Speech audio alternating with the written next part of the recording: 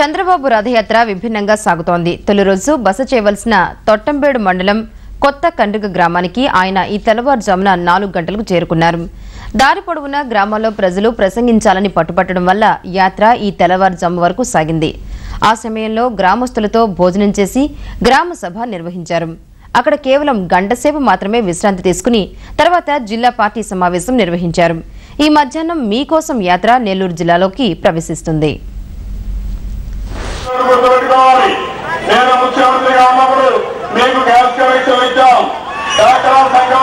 TDP అధ్యక్షుడు చంద్రబాబు మీకోసం పేరుతో చేపట్టిన రథయాత్ర 2వ రోజుకు చేరుకుంది. నిన్న ఉదయం చిత్తూరు జిల్లా చంద్రగిరి దళితవాడలో ప్రారంభించి నిర్విరామంగా రాత్రి బాగా పొద్దుపోయే వరకు యాత్రను కొనసాగించారు. శ్రీకాళహస్తి సమీపంలో రాత్రి 1 గంట తర్వాత ఆయన సేద తీరారు. అక్కడే దళితవాడలో భోజనం పూర్తి చేసి శయనించారు. తొలి రోజు దాదాపుగా 30 సభలు సమావేశాల్లో మాట్లాడారు. రోడ్లపై బారులు తీరిన ప్రజలను చూసి ఆయన తన వాహనాన్ని ఆపుతూ ప్రసంగిస్తూ ముందుకు కదిలారు. ఈ కారణంగా రథయాత్ర 5 గంటల పాటు ఆలస్యంగా సాగింది.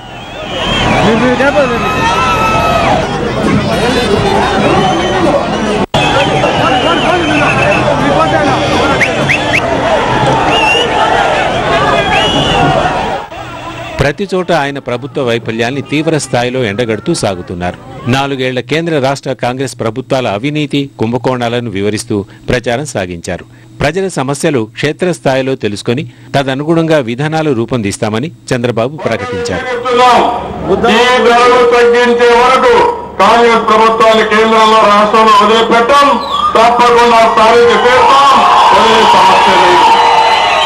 ధరల పెరుగుదలను చంద్రబాబు తన రథయాత్రలో ప్రధానాంశంగా చేసుకున్నారు.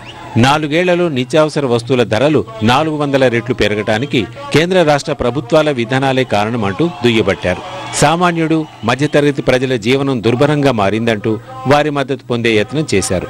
చంద్రబాబు ప్రజల సమస్యలు వాకపు చేస్తూ ఓదార్చే ప్రయత్నం చేశారు.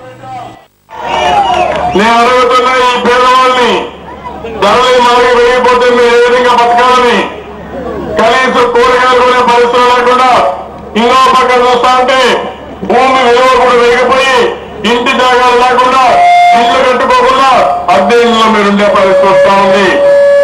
అద్దె కూడా కట్టలేకపోతున్నారు.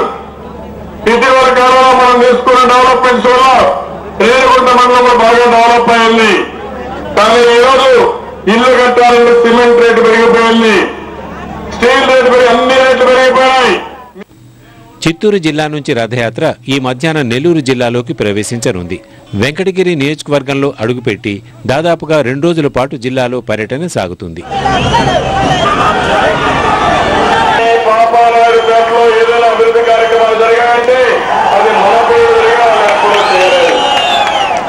పేదవారికి కష్టాలు వచ్చాయి. 4 సంవత్సరాల్లో ధరలు ఎంత పెరిగాయి.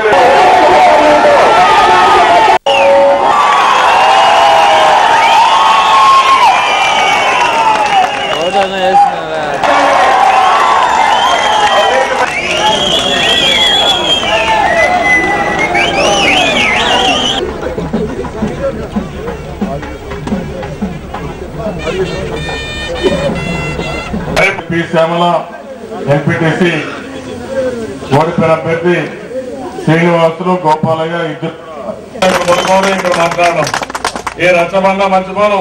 మిమ్మల్ని